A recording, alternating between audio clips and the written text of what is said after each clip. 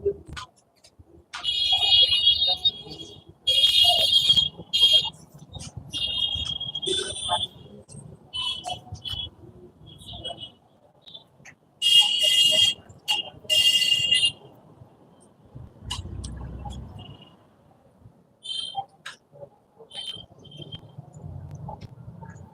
दोस्त, स्वागत है आप सभी का विकास स्टडी पॉइंट में। दोस्तों, आज इस वीडियो में हम बात करने वाले हैं क्लास 11th का पॉलिटिकल साइंस, और इसमें हम देखने वाले हैं कि आज का जो पेपर हुआ था उसका आंसर की क्या क्या हो सकता है। ठीक है ना? तो जल्दी से आप लोग चैनल के साथ कनेक्टेड हो जाइए और जल्दी से हम देखते हैं कि क्या क्या क्वेश्चन आया था और किस तरीके से आया था। ठीक, चलिए।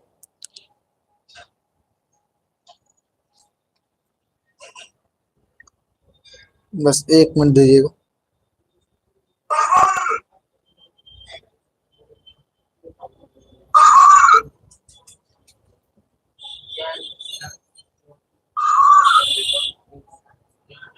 चलिए, देखिए, सबसे पहले हम बात करते हैं पहले क्वेश्चन की। पहला क्वेश्चन, पहले ऑल ओवर क्वेश्चन की बात कर लेते हैं। पेपर देखिए बहुत ही इजी आया था, ऐसा कोई हार्ड पेपर नहीं था, और जो भी बच्चे मेहनत करके आए हैं, लिख के आए हैं अच्छे से, ठीक है, वो मेरे हिसाब से स्कोर कर सकते हैं। 80 नंबर का आपका क्वेश्चन है, क्वेश्चन पेपर है, तो आप ये समझिए कि आप आराम से 70-75 इतना स्कोर कर सकते हैं। उससे अब भी कर सकते हैं, पूरे में पूरे नंबर भी आ सकते हैं, लेकिन वो डिपेंड ये करता है कि आप लोग कितना लिख के आए हैं और कैसे लिख के आए हैं, है ना? तो ये चीज है। और अब हम बात कर रहे हैं, देखिए यहाँ पे पहला क्वेश्चन लिखा हुआ है, पहला ही क्वेश्चन, कि संविधान सभा के अध्यक्ष कौन थे। ठीक है, और ऑप्शन आपके सामने गिवन है। कौन कौन सा ऑप्शन है? पहला है डॉक्टर भीमराव अंबेडकर, दूसरा है डॉक्टर राजेंद्र प्रसाद, तीसरा है सरदार पटेल, और चौथा है महात्मा गांधी। तो देखिए, अध्यक्ष की बात की जा रही है यहाँ पे। ठीक है, अगर मैं आपसे कहूं अस्थायी अध्यक्ष, तो वो थे डॉक्टर सच्चिदानंद सिन्हा, और स्थायी अध्यक्ष जो थे वो थे डॉक्टर राजेंद्र प्रसाद। तो यहाँ पर जो बी ऑप्शन हो जाएगा, जिन बच्चों ने डॉक्टर राजेंद्र प्रसाद लिख के आए हैं वो बिल्कुल ही सही होगा। बी ऑप्शन यहाँ पे बिल्कुल राइट हो जाएगा। ठीक है, तो आप बिल्कुल इस चीज को ध्यान में रखिएगा। मैं यहाँ पे मार्क करके नहीं बताऊंगा, क्योंकि देखो मैं फोन से लाइव आया हूँ। ठीक है, तो मार्क करके नहीं बता पाऊंगा, लेकिन इतना बता सकता हूँ कि पहले वाले क्वेश्चन का जो आंसर है वो हो जाएगा बी। ठीक है, संविधान सभा के अध्यक्ष कौन थे? तो कौन थे? डॉक्टर राजेंद्र प्रसाद। ठीक है, अगर वही आपसे ये पूछता कि संविधान सभा का प्रारूप समिति के कौन अध्यक्ष थे, तो ए ऑप्शन हो जाता, लेकिन अभी आपसे सिर्फ अध्यक्ष पूछा है, तो यहाँ पे आपका हो जाएगा बी ऑप्शन। अब जल्दी से आप बताइए, सर क्वेश्चन पेपर क्लियर नहीं, क्वेश्चन पेपर क्लियर नहीं आ रहा? आ तो रहा है। मेरे साइड में देखो एक और फोन है, ठीक है, जिसमें मैं लाइव चेक करता हूँ कि वाकई क्लियरिटी आ रही है कि नहीं आ रही। ठीक है, चलिए कोई बात नहीं, बस अगर नहीं क्लियरिटी आ रही तो वॉइस सुनते रहिए और करते रहिए। चलिए, दूसरा क्वेश्चन आपके सामने है। दूसरा क्वेश्चन क्या लिखा है कि भारतीय संविधान में अवशिष्ट शक्तियों का प्रावधान किस देश के संविधान से प्रभावित कर लिया गया है? ऑप्शन आपके सामने है, ब्रिटेन, अमेरिका, आयरलैंड या फिर कनाडा। चारों में से आप लोग ने क्या किया है, एक बार जल्दी से आप लोग कमेंट सेक्शन में बताइए कि चारों ऑप्शन में से आपने किसको राइट किया है। थोड़ा सा आप भी पार्टिसिपेट करेंगे, थोड़ा हमें भी लगेगा कि हाँ चलो बच्चे इसमें पार्टिसिपेट कर रहे हैं और बच्चे बता भी रहे हैं। ठीक है, तो जल्दी से बताइए कि दूसरे क्वेश्चन का आंसर आप लोग ने क्या लिखा दूसरे क्वेश्चन का। ठीक है, अमेरिका आपने आप लिख के आए हो। लक्ष्मी नारायण जी बता रहे हैं जी। यहाँ पे और कोई बताना चाहता है? जल्दी जल्दी कमेंट करते रहिए भाई। चलिए, यहाँ पे मैं आपको बता दूं, जो दूसरे क्वेश्चन का आंसर हो जाएगा वो हो जाएगा डी ऑप्शन। अवशिष्ट शक्तियां पूछी गई है आपसे, तो यहाँ पे डी ऑप्शन क्या हो जाएगा, बिल्कुल राइट हो जाएगा। ठीक है, चलिए अब बात कर लेते हैं क्वेश्चन नंबर 3 की। क्वेश्चन नंबर 3 क्या है कि संसद से संबंधित निम्नलिखित शब्दों को उसके विवरण से मिलाइए। यानी कि यहाँ पे क्वेश्चन आपसे पूछा गया है कि एक साइड आपको स्तंभ 1 दे दिया गया, एक साइड आपको स्तंभ बी दे दिया गया। अब इसमें आपको मैच करके बताना है कि क्या इसका राइट आंसर हो जाएगा। ठीक है, तो जल्दी से बताइए कमेंट सेक्शन में आप लोग ने क्या किया है। ठीक है, एक बार जल्दी बताइए कि आप लोगों ने इसका आंसर क्या दिया है। बाकी हमारे पास क्वेश्चन पेपर है, हम तो बताएंगे ही। ठीक है, चलिए भाई,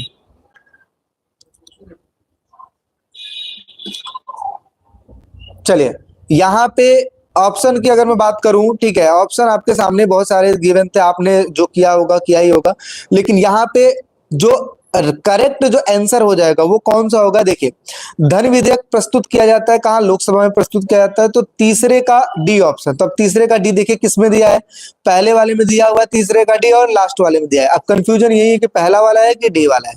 दूसरा, लोकसभा, लोकसभा क्या होता है? निम्न सदन होता है, तो पहले का बी। तो देखिए पहले का बी, यहाँ पे डी वाले ऑप्शन में पहले का बी भी देखने को मिल रहा है, तो इस वजह से यहाँ पे डी ऑप्शन क्या हो जाएगा? बिल्कुल राइट हो जाएगा। तीसरे वाले क्वेश्चन का डी ऑप्शन इन बच्चों ने करके लाया है, बिल्कुल सही है। तीसरे वाले क्वेश्चन का डी ऑप्शन हो जाएगा राइट। चलिए अब बात करते हैं चौथे क्वेश्चन की तरफ चलते हैं। चौथा क्वेश्चन क्या लिखा है कि भारतीय परिप्रेक्ष्य में धर्मनिरपेक्षता का क्या अर्थ है? यानी कि मतलब बताना है कि धर्मनिरपेक्षता का हम क्या मतलब समझते हैं अपने अपने इंडिया में। तो पहला ऑप्शन क्या लिखा है कि धर्म और राज्य के बीच संबंध, संपूर्ण संबंध विच्छेद है। दूसरा लिखा है कि एक धर्म का अन्य धर्मों के ऊपर वर्चस्व है। तीसरा है राज्य के द्वारा सभी धर्मों के साथ समान आदर और व्यवहार करना। चौथा लिखा है कि समाज सार्वजनिक जीवन में धर्म का महत्वपूर्ण त्याग है। अब इसमें परिप्रेक्ष धर्मनिरपेक्षता का क्या अर्थ है? तो देखिए, जिन बच्चों ने इसका, पहले बात तो आप ये बता दीजिए कि आपने क्या लिखा है। अगर आपको बताना है तो यहाँ पे आप ऐसे लिखेंगे, चौथे का भैया बी वाला ऑप्शन करके आया हूँ, ए वाला ऑप्शन करके आया हूँ, ऐसे करके आप लिख सकते हैं। अदरवाइज जो राइट आंसर है वो मैं आपको बता देता हूँ कि चौथे वाला का जो राइट आंसर हो जाएगा वो हो जाएगा ऑप्शन नंबर सी, यानी कि राज्य के द्वारा सभी धर्मों के साथ समान बर्ताव किया जाता है और व्यवहार किया जाता है। ठीक है, यानी कि अगर देखा जाए वैसे अगर देखा जाए तो राज्य और धर्म का कोई लेना देना नहीं है, लेकिन फिर भी अगर देखा जाए तो राज्य सभी धर्मों के बीच समान आदर करता है, समान व्यवहार करता है और कोशिश ये करता है कि दूरी बना कर रखे। तो भाई देखो, मेरे साइड से जो राइट आंसर हो जाएगा चौथे का सी ऑप्शन बिल्कुल राइट हो जाएगा। ठीक है, चौथे का सी ऑप्शन बिल्कुल राइट हो जाएगा। चलिए आगे बात कर लेते हैं। पांचवा क्वेश्चन क्या लिखा है? 74वां संविधान संशोधन शहरी स्थानीय शासन को मजबूत करने के लिए किया जाता था।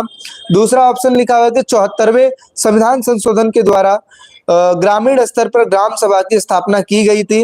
उपयुक्त में से बताइए। तो अब देखिए, 74वां जो संविधान संशोधन है वो शहरों के लिए की गई थी, तो पहला ऑप्शन तो बिल्कुल सही है, लेकिन दूसरा जो कथन है ये ग्रामीण स्तर की बात की गई है, इसमें 73वें संशोधन की बात की जानी चाहिए, लेकिन यहाँ पे 74वां ही लिखा है। तो यानी कि पहला कथन जो है सही है, पांचवे वाले क्वेश्चन का पहला कथन सही है, दूसरा कथन गलत है।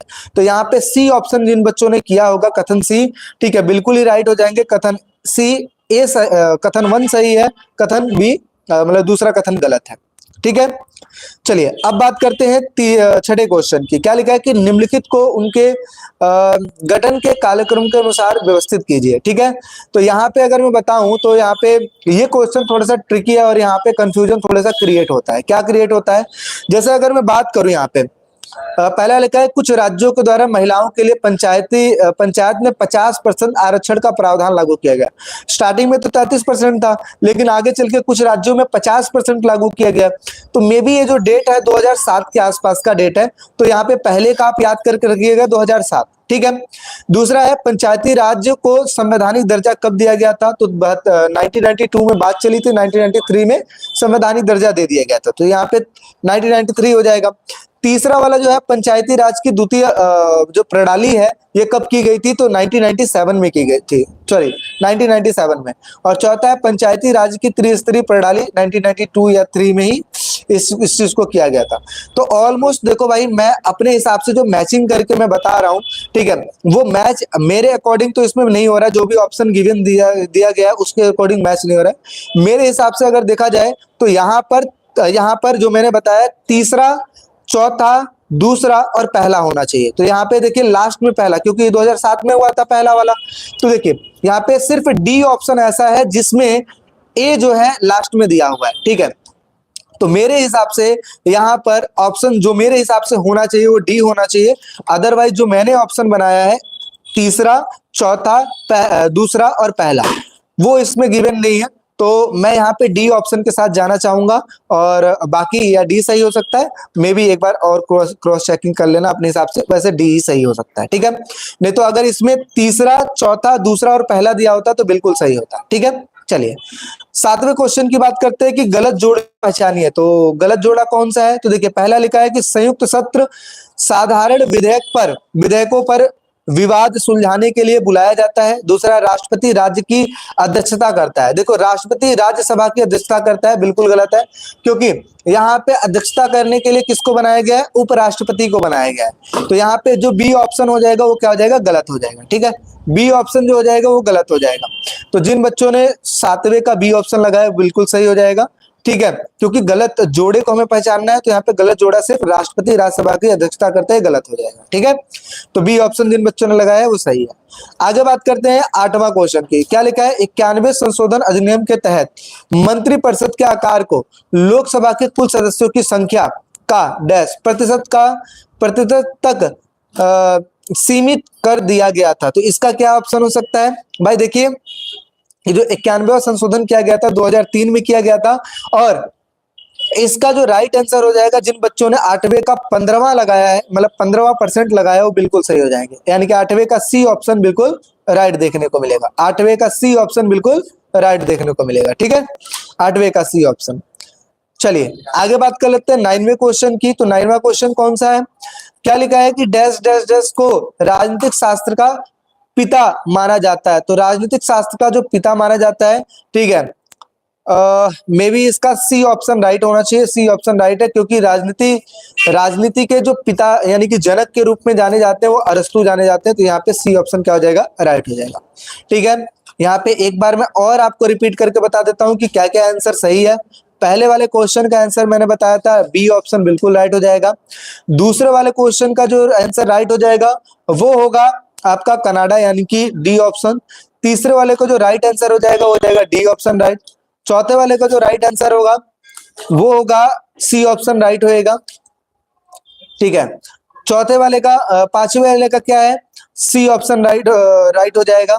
ठीक है, छठे वाले की बात करें तो डी ऑप्शन हो जाएगा। 7वें वाले की बात करें तो बी ऑप्शन राइट हो जाएगा। ठीक है, 8वें की बात करें तो यहाँ पे सी ऑप्शन राइट हो जाएगा। 9वें की बात करें तो यहाँ पे सी ऑप्शन राइट हो जाएगा। आगे बात करते हैं राजनीतिक सिद्धांत के विषय में कौन से कथन सत्य हैं, यानी कि सत्य बताना है। तो पहला क्या लिखा है? राजनीतिक शास्त्र का संबंध केवल कानून निर्माण से होता है। कोई जरूरी नहीं है कानून निर्माण से संबंधित हो, तो पहला तो गलत ही लग रहा है। राजनीतिक सिद्धांत स्थिर और अपरिवर्तनीय, बिल्कुल गलत है, क्योंकि परिवर्तन किया जा सकता है। राजनीतिक सिद्धांत महत्वपूर्ण राजनीतिक मूल्यों का एक चिंतन है, बिल्कुल ये भी सही लग रहा है, यही सही लग रहा है। ठीक है, चौथा क्या लिखा? राजनीतिक सिद्धांत स्वतंत्रता और लोकतंत्र जैसे मुद्दे की उपेक्षा करता है, तो गलत है। सी ऑप्शन जिन बच्चों ने लगाया 10वें का सी ऑप्शन वो राइट हो जाएगा। 10वें का सी ऑप्शन राइट हो जाएगा। 11वें की बात कर लेते हैं। 11वां क्वेश्चन क्या लिखा कि भारतीय संविधान के अनुसार निम्नलिखित में से कौन सा प्रावधान सामाजिक न्याय को मजबूत करता है? तो पहला ऑप्शन लिखा है कि अस्पृश्यता का अंत। दूसरा लिखा है संपत्ति का अधिकार। तीसरा है बिना रोक टोक के व्यक्ति की स्वतंत्रता। चौथा है व्यक्तियों को संपूर्ण स्वतंत्रता। तो भाई देखो, स्वतंत्रता भी इसमें इन्वॉल्वमेंट है और सी वाला ऑप्शन भी इन्वॉल्वमेंट है, लेकिन जो सबसे सॉलिड पॉइंट मुझे लगता है वो ए ऑप्शन लगता है, अस्पृश्यता का अंत। क्योंकि देखो बहुत पहले मतलब भेदभाव होता था, व्यक्ति दूसरे से छूने से कतराते थे नीची जाति होने की वजह से, है ना। आप इसका एग्जाम्पल, एक मूवी आया था Dashrath Manjhi the mountain man, उसमें भी आप देख सकते हो कि किस तरीके से उसके साथ गलत किया जाता है और उसको दूरी बना के रखा जाता था क्योंकि वो छोटी जाति से था।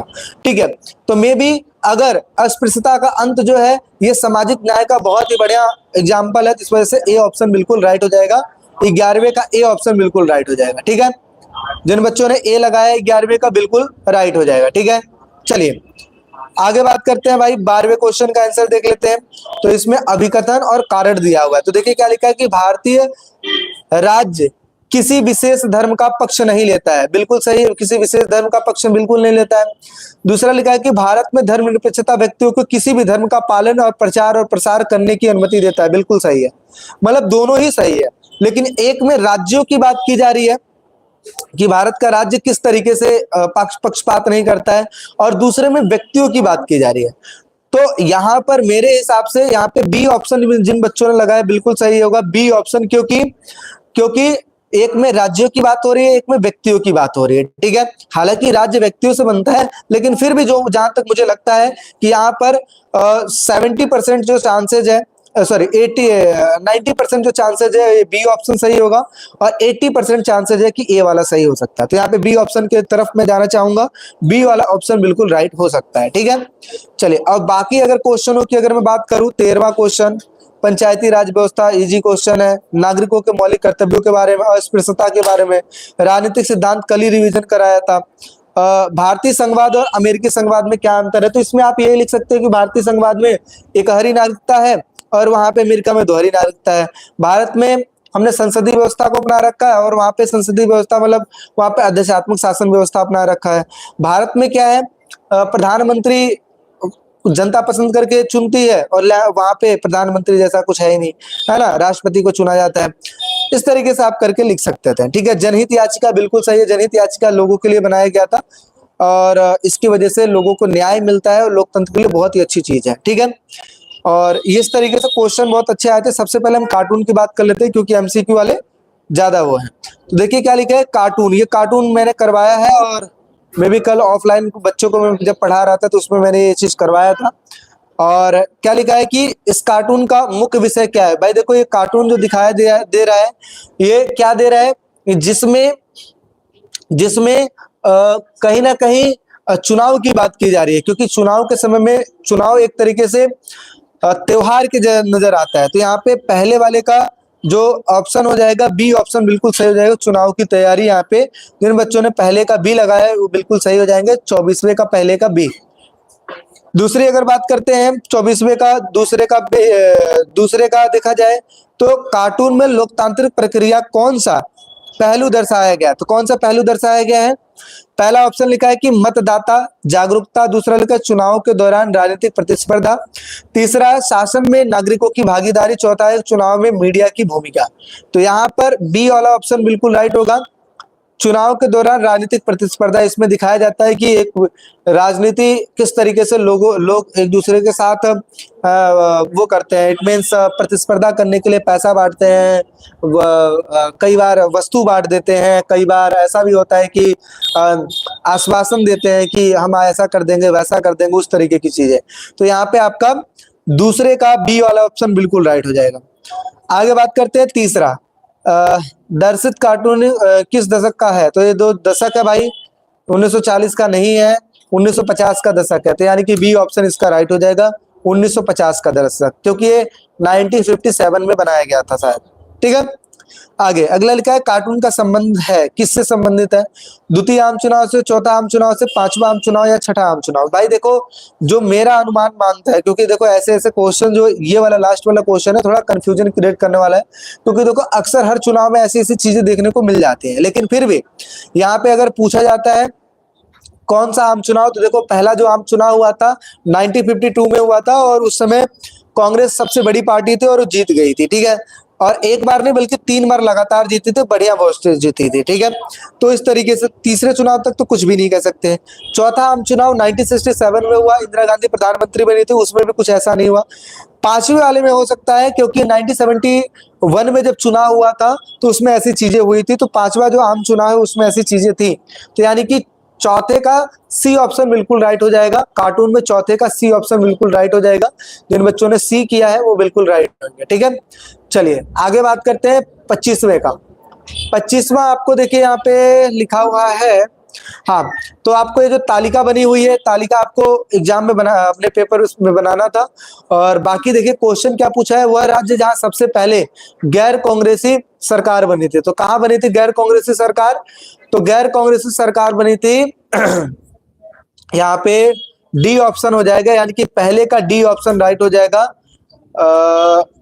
पहले का डी ऑप्शन राइट हो जाएगा, इट मींस केरल। तो आपको मानचित्र से संबंधित यहाँ पे डी ऑप्शन लिखना था और राज्यों के नाम में केरल लिखना था। दूसरा क्या लिखा है कि भारत के आधार पर बनने वाला, सॉरी भाषा के आधार पर बनने वाला जो देश है वो कौन सा देश है, तो इसका जो आंसर हो जाएगा सी, इट मींस दूसरे का सी, आंध्र प्रदेश आपको लिखना था। तीसरा हो जाएगा 15 नवंबर 2000 को बिहार से अलग होने वाला राज्य कौन सा था, तो वो है झारखंड। तो यहाँ पे सी ऑप्शन, तीसरे में सी लिखना, बी ऑप्शन लिखना था और यहाँ पे हो जाएगा झारखंड। और लास्ट की बात कर लेते हैं, क्या लिखा, वह राज्य जहाँ पे द्विशासनात्मक व्यवस्था है, तो ए ऑप्शन राइट हो जाएगा, इट मींस इट मीन्स यहाँ पे उत्तर प्रदेश हो जाएगा। बाकी अब बात 26वें की, 26वां देखिए, इसमें पैसेज दिया हुआ है, पैसेज को पढ़ना था, आंसर देना था। तो मे बी इसमें पहला जो क्वेश्चन है, महात्मा गांधी के सिद्धांतों से प्रभावित होकर भारत के संविधान में कौन सा प्रावधान जोड़ा गया है? तो कौन सा जोड़ा गया है? ए ऑप्शन जाति का अधिकार, बी ऑप्शन पंचायती स्थापना, तीसरा है समान नागरिक संहिता और चौथा है दल बदल। तो इसमें देखिए ऑलमोस्ट अगर देखा जाए तो इसमें जो बात की जा रही है लोकतंत्र, स्वतंत्रता, समानता की बात की जा रही है। तो यहाँ पे सी ऑप्शन राइट हो सकता है, समान नागरिक संहिता। ठीक है, सी ऑप्शन राइट हो सकता है, पहले का सी। दूसरा का लिखा भारतीय संविधान के किस भाग में अस्पृश्यता का अंत का वर्णन किया गया है? तो भाग अंत का वर्णन किया गया है ना, तो भाग यहाँ पे हो जाएगा 3। ठीक है, ए ऑप्शन राइट हो सकता है। ठीक है, आगे बात करते हैं 26वें का तीसरा ऑप्शन। भारतीय संविधान की प्रस्तावना में समाहित किन्हीं 4 मूल्यों को लिखिए। ठीक है, 4 मूल्यों को बताना है। तो यहाँ पे देखिए जो 4 मूल्य हो सकते हैं, स्वाधीनता इट मीन्स मतलब आजादी एक तरीके से समझिए। दूसरे नंबर पे समानता की बात की जा रही है, तीसरे नंबर पे बंधुता की बात की जा रही है, चौथे नंबर पे धर्मनिरपेक्षता की बात की जा रही है। ठीक है, तो इस प्रकार की चीजें हैं जो कि आपको लिखनी थी। और बाकी देखिए 6 मौलिक अधिकारों के बारे में पूछ लिया है, मौलिक अधिकार राज्य की नीति से सिद्धांतों में अंतर पूछ लिया है।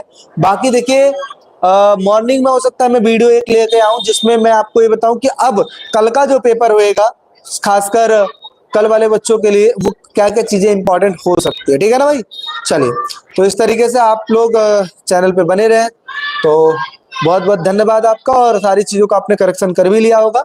बाकी नेक्स्ट पेपर की तैयारी कीजिए आप लोग बढ़िया तरीके से, और चैनल के साथ जुड़े रहिए, और साथ ही साथ जितनी भी चीजें करवाई जाती हैं या उसको आराम से कीजिएगा, और अच्छे नंबर लाएंगे, कोई दिक्कत वाली बात नहीं है। ठीक है, और चलिए फिर मिलते हैं एक नेक्स्ट वीडियो में। कोई डाउट है, कोई दिक्कत हो, आप मेरे से पूछ सकते हैं कमेंट सेक्शन में।